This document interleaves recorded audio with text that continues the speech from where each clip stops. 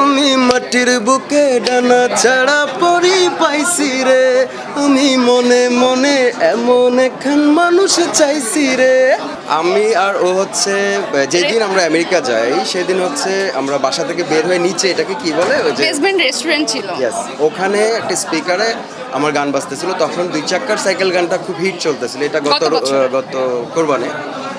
তো আমি বললাম যে আমি একটু দোকানে ঢুকে দেখি কি উনি আমাকে চিনে কিনা। তো ঢোকার পরে ও আবার যায় না, ওকে আমি বলছি বাইরে দাঁড়াও। তো আমি ভিতরে ঢোকার পরে ওনারা একজন সাথে একজন কথা বলতেছে, বারবার তাকাচ্ছে, খুব মানে আমাকে কিছু বলবে এমন একটা ব্যাপার। তখন আমি নিজেই বলি আপনারা কি আমার গান শুনতেছেন?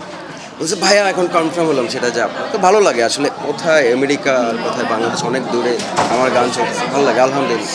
তারে যত দেখি মনটা ভরা প্রেমে পড়ি রে, আমি বড় ভাগ্যবান, ঈশ্বর করেছে দান, তার লাগে এ জগতে আমি আইছি রে, আমি মাটির বুকে ডানা ছাড়া পরি পাইছি রে, আমি মনে মনে এমন একখান মানুষ চাইছি রে।